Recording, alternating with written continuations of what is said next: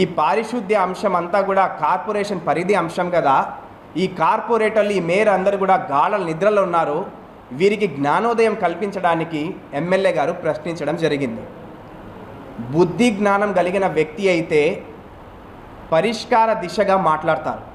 కానీ యాదృచ్ఛికమో దురదృష్టకరమో ఈ కడప నగర మేయరు సమస్యనే పక్కదారి పట్టే విధంగా, ప్రజలకు మభ్యపెట్టే విధంగా ఆ నిందలు అన్నింటినీ కూడా రాష్ట్ర ప్రభుత్వం మీద మోపడం బాధాకరమైన విషయం.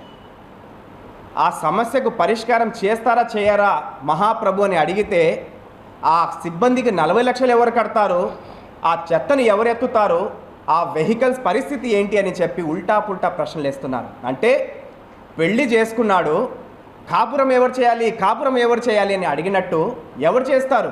పెళ్లి చేసుకున్నాడే కాపురం చేయాలి. ఆ చెత్త చెదారం తీయాలంటే ఎవరు తీయాలి?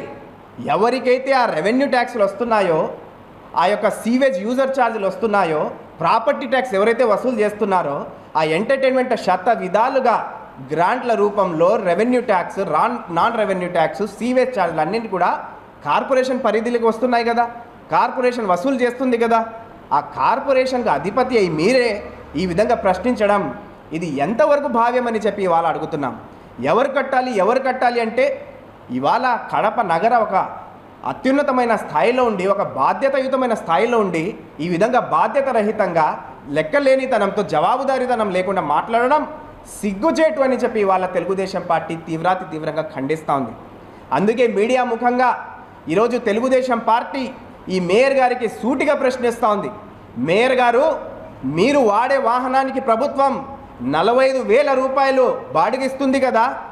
అంటే ఒక అత్యున్నత స్థాయిలో ఉండే వ్యక్తి, ఒక అఫీషియల్ స్థాయిలో ఉండే వ్యక్తి తిరిగే వాహనానికి 45,000 రూపాయలు ఉంటే, చెత్తను ఎత్తే వాహనానికి ఆ ఆటోకు అక్షరాల 63,000 రూపాయలు నెలకు మీరు ఎందుకు చెల్లిస్తున్నారని చెప్పి ఇవాళ తెలుగుదేశం పార్టీ గట్టిగా ప్రశ్నిస్తూ ఉంది.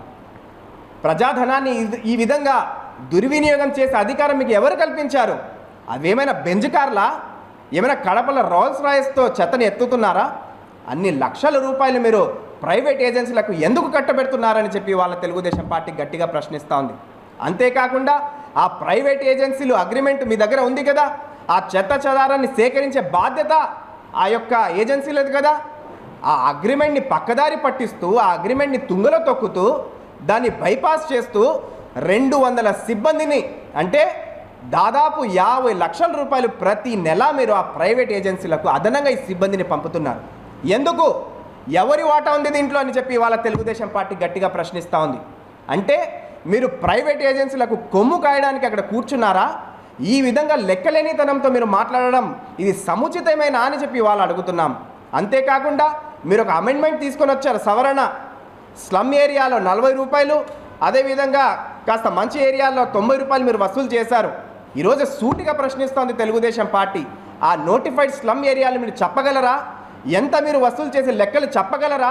చర్చకు సిద్ధమా అని చెప్పి ఇవాళ తెలుగుదేశం పార్టీ ఈ మేయర్కు, ఈ సంబంధిత పాలక మండలికి సూటిగా ప్రశ్నిస్తూ ఉంది.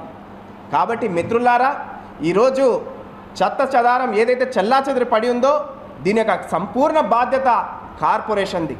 ఎందుకయ్యా ఎత్తారంటే, నాకు 30 ఏళ్ల అనుభవం ఉంది, నేను సర్పంచ్గా పనిచేశాను, నేను జిల్లా పరిషత్గా చైర్మన్గా పనిచేశాను, నేను మేయర్ను అని చెప్పి ప్రగల్భాలు పలికే మీరు మీ అనుభవం దేని కొరకు పనికొస్తూ ఉంది?